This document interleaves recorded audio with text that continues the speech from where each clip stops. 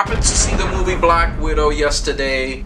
To answer your question, was it worth it? This movie has been delayed 3 times, but now after all of this time, was it worth it? And I'm happy to say, it was worth it. It really was. I mean, in terms of the fact that it could have been a total disaster, this movie, the biggest thing I feel that this movie has going for it is the fact that it doesn't really feel like a Marvel film. It feels like its own movie, and the fact that it could have been 100 times worse. The movie could have really sucked, and I'm so thankful that it didn't. So some of the things I liked, some of the things that maybe, you know, if you go into this movie with high expectations thinking you're going to see characters from other movies, if you're thinking maybe that Nick Fury might make an appearance, I'm sorry to say, guys, that that is not the case. This is strictly 100% Black Widow, okay? And this is set after the events of the Civil War, directed by Kate Shortland, you know, and so she has a good eye for this sort of thing, you know. This is her big, you know, splash. Now, Black Widow, of course, has merchandise, and I saw this 2-pack, and I couldn't resist it. Cos Babies, Hot Toys, and here's one from Infinity War. So you see the Black Widow from the Infinity War with the vest. And there's some connections. You know, this movie, it's hard to talk about it without spoilers, right? But I'm going to try to do my best. And if I get to the part where I'm going to say a spoiler, I'll let you know toward the end. I didn't go into the movie with high expectations. And I believe that's the reason why I was so pleasantly surprised by it. It has its own spy movie feel. And here's the 2-pack. Ladies and gentlemen, I bet it looks awesome. So my favorite part of the movie, you know, the movie started off strong in the first act. There weren't really any down moments in the movie, and I felt that was a good thing. They kept the action at a nice brisk pace every time the movie started to feel like, you know, it was going to go into those lulls. It really picked up, and wow. Here's Yelena, my favorite new character from the movie. And the characters, you have, of course, Yelena, you have the mom, you have the Red Guardian. They did a really good job on the paint applications of these. These are awesome. I feel that these are better than the Funko Pops, and it's just because, like, the eyes are different, the way they have the eyes. Is this an origin story or a whole new adventure? Like, it's part of it is an origin story, but part of it is all new adventure set after the events of Civil War, and of course the Sokovia Accords. Black Widow is on the run. Now, of course, this part, it's not really a spoiler because you see Taskmaster in the trailers and you see Taskmaster in the movie. And did they do Taskmaster right? For me, as a fan, you know, but not someone who's so deep into the comic lore. I mean, Taskmaster is a villain and he has his whole history, but this is not the Taskmaster from the comics, okay? So keep in mind, if you're expecting something like straight out of the comics, you might be disappointed. But if you're new to this franchise and if you're new to it, I wasn't disappointed at all. And I'm a big fan of the little touches of the character, and all of those, they hit every single check mark when it comes to how the character fights and everything, you know. Like, he's a mimic, and they presented that off really well. And I don't think this is only going to be the first incarnation of Taskmaster. They did a really good job with his costume. I think this is only like the first incarnation of him. Man, you just can't talk about this movie without mentioning the villain. And Taskmaster is not the main villain. He's just a tool. Because what I want to see is Marvel developed Taskmaster, and I feel that they're gonna do that because you guys have to remember that this is Phase 4. This is the first movie of Phase 4, okay? So you're gonna see a progression. You might see that this is one Taskmaster, but then Thunderbolt Ross, the general who's hunting them down, he might use the helmet from that original Taskmaster and make his own Taskmaster, and Taskmaster might evolve. But for what we have here with the Red Room and Taskmaster and Krakow and the villains, they did a pretty sweet job there, and I was actually pleasantly surprised. My favorite act is Act 3 in the movie, when the action goes all crazy. But the build-up is great, you know? And as I said, every time there's a lull in action, where you have dialogue and it's paced well, and the pacing is great, and I definitely had a fun time watching this. These cos babies detach from the base, guys. So you have the base and the figure, okay? And then if you want to display them, you could attach the base right onto the figure, and perfect. Perfect posing. It's a static piece, but I love these guys. They're like little mini bobbleheads, but with more anime detail to it. So these are great. I can't wait to take pictures of these. And on the whole, I thought the movie was a great spy flick. So in terms of being its own thing, that's what I liked about it. And I like that it didn't, you know, it could have fallen into the trap of just, you know, being the type of movie that everyone predicted it was gonna be. Because what I thought it was gonna be and what I actually saw were two different things, as always, but I was pleasantly surprised, okay? Were there a couple of things that I wanted more of? This part we're gonna talk a little bit spoilers, guys, because I don't think I can, you know, talk about this without spoiling some of the movie. So if you haven't seen the movie, definitely go out and see it. I give it a 2 thumbs up. Black Widow. This movie is to kick off Phase 4, right? And, you know, thinking that this is the movie that's going to kick off Phase 4, you see that Marvel is more of in a now, you know, there's no, to kick off Phase 4, no superpowers. We get a backstory of one of Marvel's leading ladies, one of their first female Avengers, Black Widow, and it wasn't disappointing at all.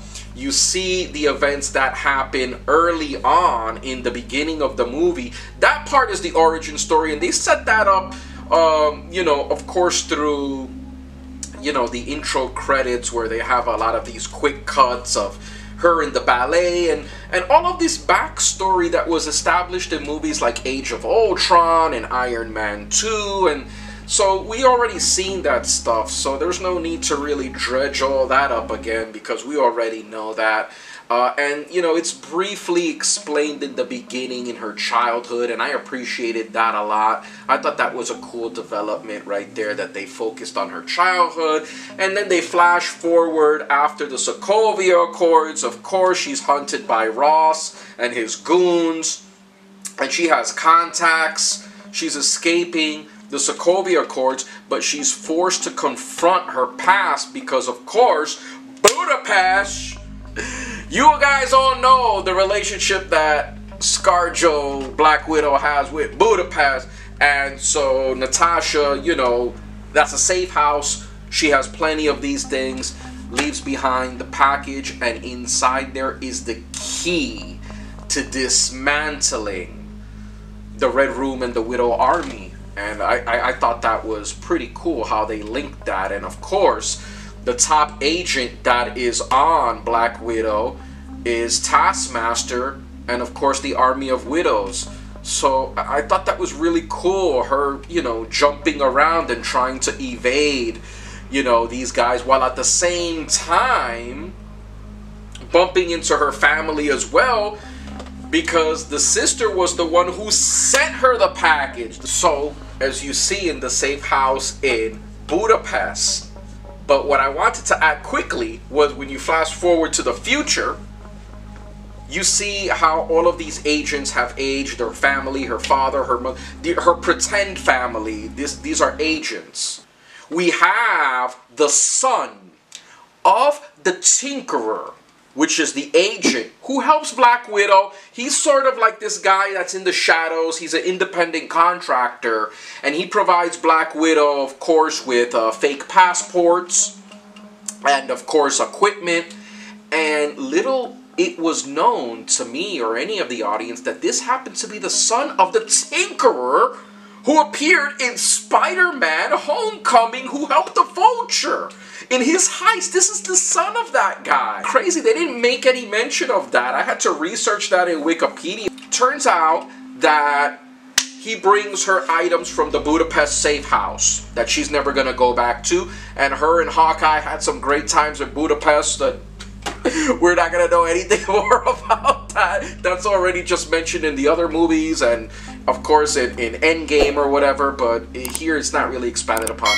But it's okay, because Budapest is the thing that links everything, because there is where Yelena sent the red dust. Red dust is the key to unlocking all of these puppets from their puppeteer, Krakow.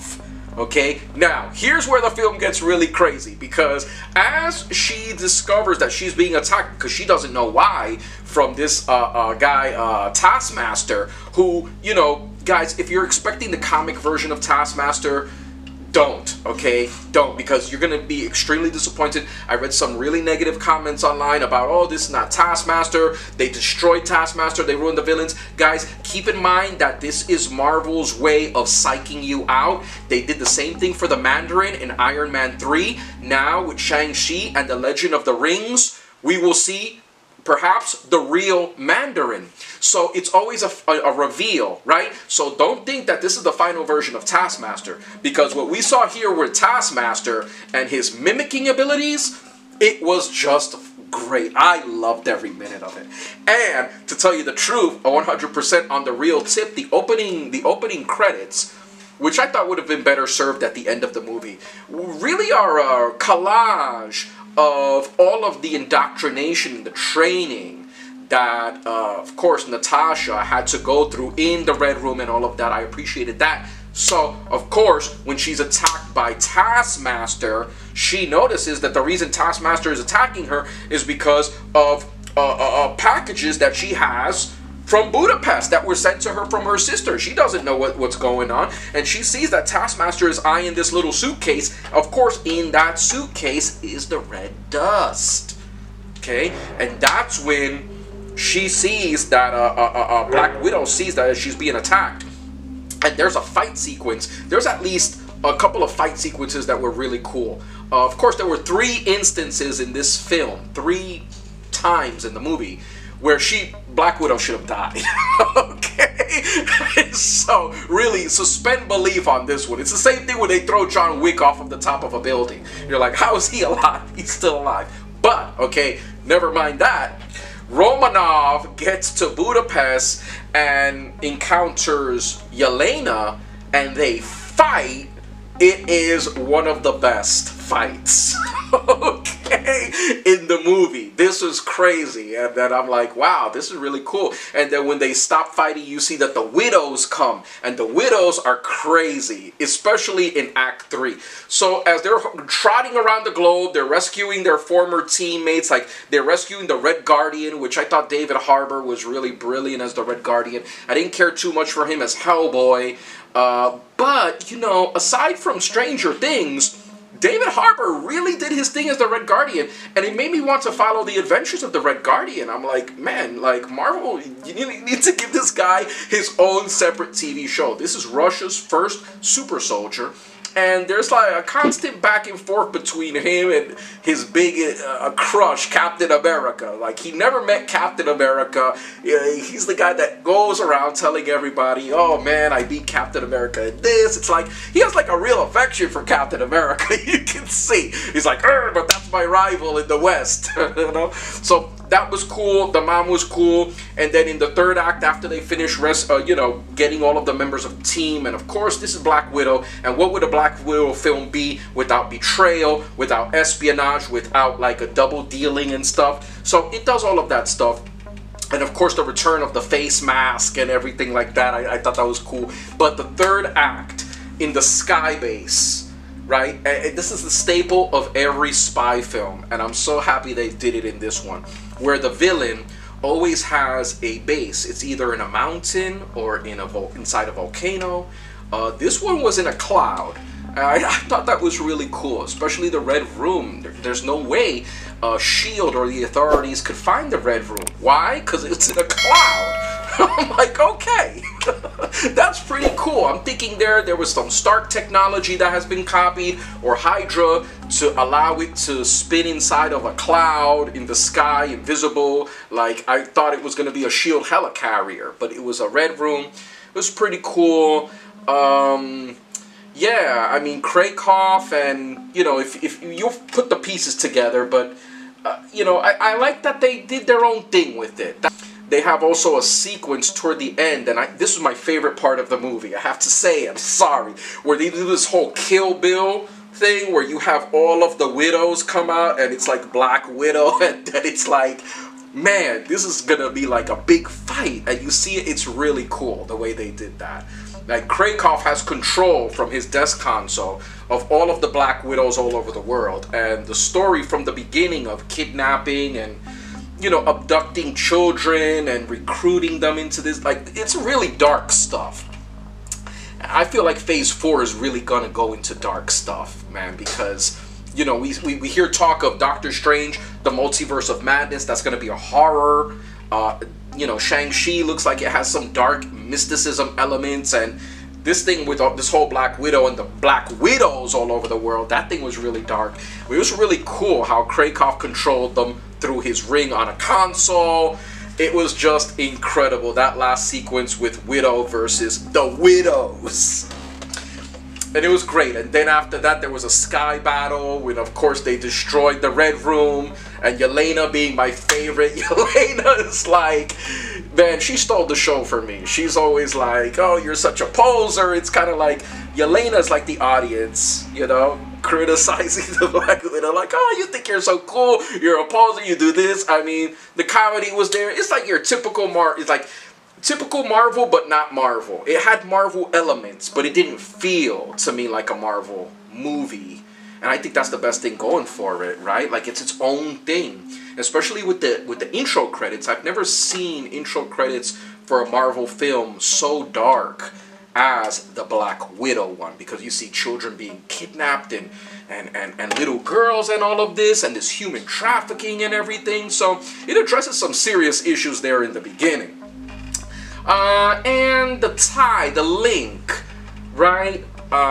It's gonna continue. I predict that, of course, Yelena is gonna be the new Black Widow for New Avengers. And you see that Marvel's setting things up for Phase 4 for the future for New Avengers. It's just such an exciting time. And I recommend you guys watch the flick. You know, support it. It's doing great. It's not, guys, don't come into this thinking it's an origin story. A little bit of that, but it's more its own thing, and for that I appreciate it. So this has been my review of Black Widow. I had fun with it. I'm gonna watch it again here at home on the Premiere Access. You know, I'm gonna double dip. 8 out of 10 for me, guys. 2 thumbs up. These are the Cos babies. There's great. We're gonna take pictures of these guys. And hope you enjoy your day, and we'll see you on the next one. This has been OC. Don't forget, if you like our content, to please hit that subscribe, hit those notifications for more Bamcomixs, and I'll see you on the next one, guys.